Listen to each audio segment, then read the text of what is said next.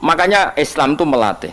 Qul falillahil hujjatul balighah. Misalnya begini ya, dulu kalau Gerwani atau PKI atau siapa sajalah, itu kalau melatih anak-anak TK, makanya seorang ulama harus punya kecakapan penjelasan ibanatul ahkam. Itu anak-anak kecil dilatih, anak-anak kamu terpejam, mintalah manisan sama Allah. Ya Allah, saya minta manisan, saya minta permen. Terus disuruh buka, dapat enggak anak-anak? Enggak dapat, Bu. Wah, berarti Allah enggak ada. Sekarang minta sama Bu Guru. Bu Guru, kami minta permen, dikasih. Berarti yang ada Bu Guru, bukan Tuhan gitu. Akhirnya jadi gerakan ateisme.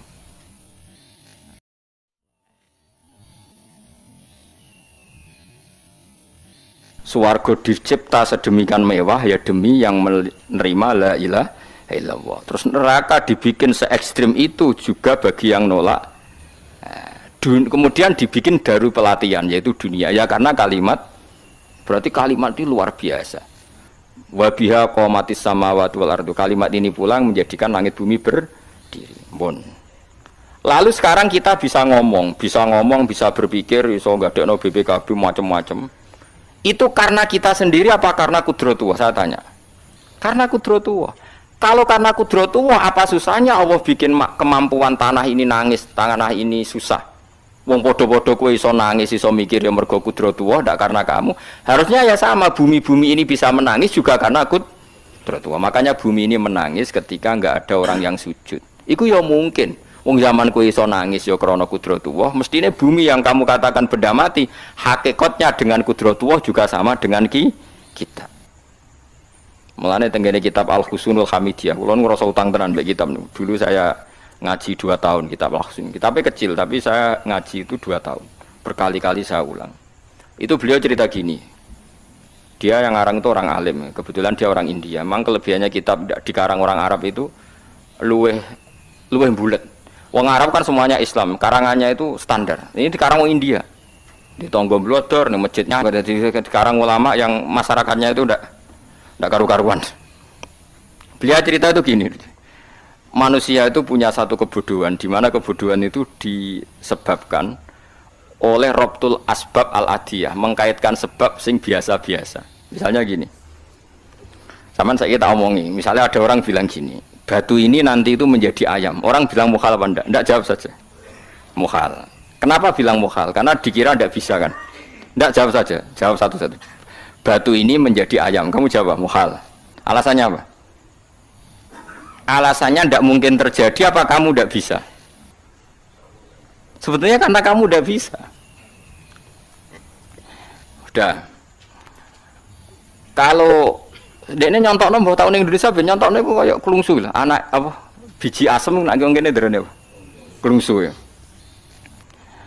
Lau ukhbiro dzakar rajul, andai kan orang itu kamu kasih tahu, klungsu ini biji asem itu, biji pohon asem itu. Nanti yang kecil ini suatu saat besar. Setelah besar buahnya banyak, tambah besar, tambah besar. Terus orang bilang mungkin. Ketika bilang mungkin itu karena dia bisa apa hanya karena menyaksikan berkali-kali ada kejadian nak klungsu ditandur iku iso dadi gede. Coba sama jawab. Karena dia bisa apa karena hanya menyaksikan itu sering terjadi? Hanya menyaksikan. Artinya zaman dia mengatakan mungkin itu pun tidak memberi kontribusi ikut buat. Ya enggak? Tetap bergantung kudrahnya Allah. Dia hanya bilang mungkin karena sering melihat. Sebenarnya dia enggak sama sekali memberi kontribusi. Lah ya darani mungkin ya ora urun. Paham ya? Lalu kenapa dia kecangkeman terus muni wong wis mati dadi lemah gak mungkin dadi manusa meneh. Lho zaman dadi manusa sing wis ngene iki kok mani dene lara melok gawe. Terus muni mungkin mergo sering terjadi, sering roh, sering bersaksi. Berarti sebetulnya manusia itu pakai ukuran dia mampu tidak mampu apa pakai ukuran bersaksi melihat. Bersaksi. Nah ini kan problem kita sebagai manusia itu problem. Mulane disebut wa kanal insanu dzaluman jahula wis goblok aja-aja. Mergo manusia iku nek wis goblok aja-aja. Makanya saya kemarin diminta ngisi di pondok kajen. Kalau sampeyan berdebat sama orang ateis atau orang komunis itu gampang saja. Dilatih begini seperti teorinya Quran. Ya nanti saya teruskan ini tak ulang lagi ya. Saya ulang lagi ya. Andai kan nggak pernah terjadi telur itu jadi ayam, nggak pernah terjadi sama sekali. Telur itu jadi ayam. Terus kamu mengasih tahu orang tadi, telur ini loh nanti jadi hewan yang hidup terus terbang. Mesti dia bilang muhal, mau benda mati kok nanti jadi benda hidup yang terbang ngalor ngidul. Berhubung sering terjadi dan dia pun tidak ikut bikin, bilang mungkin. Paham ya? Saya ulang lagi ya. Berarti dia bilang mungkin karena sering apa? Terjadi dan dia lihat. Andai kan pertama kali nggak ada telur sama sekali yang jadi ayam, terus pengalaman pertama di dunia belum pernah terjadi. Kamu kasih tahu telur ini nanti jadi ayam terus terbang. Orang ini bilang muhal enggak? Muhal. Berhubung sering terjadi bilang enggak? Nah berarti kita nanti bangkit dari kubur gampang saja bagi Allah. Cuma belum pernah terjadi kamu mengatakan muhal. Nah makanya otak kita harus dibenahi. Makanya jogeman percaya ambek yang pernah kita lihat, yang sering kita lihat. Percayalah dengan akal, tapi akal waras tuh. Arah waras itu serempet tatanannya wangil. Makanya Islam itu melatih. Kul falillahil hujjatul balighah. Misalnya begini ya, dulu kalau Gerwani atau PKI atau siapa saja lah, itu kalau melatih anak-anak TK, makanya seorang ulama harus punya kecakapan penjelasan ibanatul ahkam. Itu anak-anak kecil dilatih. Anak-anak kamu terpejam, mintalah manisan sama Allah. Ya Allah saya minta manisan, saya minta permen. Terus disuruh buka, dapat enggak anak-anak? Enggak dapat Bu. Wah berarti Allah enggak ada. Sekarang minta sama Bu Guru. Bu Guru kami minta permen dikasih. Berarti yang ada Bu Guru bukan Tuhan gitu. Akhirnya jadi gerakan ateisme. Nah sebetulnya untuk melawan gerakan itu kita harus melatih begini misalnya gini. Saya itu pernah ketemu sama orang yang berpikiran komunis. Oh komunis juga. Dia nantang saya gini, Pak Bak, pokoknya saya tidak bisa nerima konsep Tuhan. Sebelum Anda bisa menjelaskan kenapa ada Tuhan. Jadi, pucuk elek ini. Aku ngerti aja, sak cerdas ini tetap cerdas aku yakin tetap cerdas aku. Rasanya selain raine seram meyakinkan, tapi pikir tetap cerdas. Kalau itu kan wong Quran gitu, artinya punya pikiran panjang. Mungkin di antara orang Islam kita ini tidak punya kecakapan menjelaskan. Tapi kalau orang sering baca Quran, apalagi dia ngaji tafsir ya, yang waras maksudnya waras lah. Terus rapati seneng duit, barang ini penting ya. Kalau seneng duit, mari goblok. Yakin ulama seneng duit, mari goblok, tak jamin. Umpama alim kelas B, kelas C gak bisa, tahqiq gak bisa. Kalau tahu dikandani konco kalau riyen ambek jenengan udah saya kaca akeh. Lah kenapa? Cok seneng duit kalau duit masalah bagi ulama. Orang duit lebih masalah kan ya. Maksudnya rasa senang tapi ojo terus gak duit. Sekarang saya tanya, Quran itu melatih kita gini. Quran itu sederhana kalau ngelatih tauhid. Tapi orang pasti ingat. Kata Allah gini, nggak apa-apa, saya tidak Tuhan nggak apa-apa. Kamu yang Tuhan. Tapi buktikan kalau kamu Tuhan. Caranya gini. Am khalaqus samawati wal ardi. Ya nggak apa-apa, kamu yang Tuhan nggak apa-apa. Tapi buktikan kalau kamu menciptakan langit, bumi.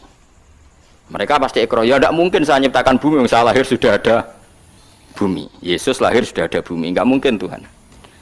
Terus Tuhan membuat pertanyaan kedua, am khuliqu min ghairi syai'in. Ya sudah, kalau saya tidak Tuhan, lalu nggak ada Tuhan, berarti alam raya ini tercipta oleh sesuatu yang nggak ada. Aneh nggak? Misalnya sebelum alam raya ini nggak ada Tuhan. Berarti sebelum alam raya ini kan adanya nihilisme, sesuatu yang nggak ada. Kemudian sesuatu yang nggak ada ini menjadi penyebab sesuatu yang ada. Aneh nggak? Luwe aneh. Sesuatu yang nggak ada itu mestinya kan nggak bisa ngelabeti, nggak bisa berfungsi, nggak bisa ada gunanya. Oh jenenge ra ono iku ya ora marai apa-apa.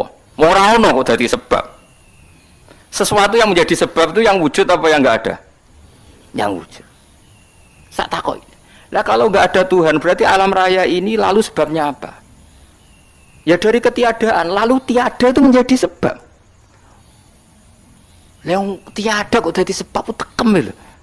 Mikirin. Di mana-mana yang sebab itu harus barang yang wujud, nggak boleh tiada kok jadi sebab. Ini kan jadi aneh, sesuatu yang tiada menyebabkan sesuatu yang ada.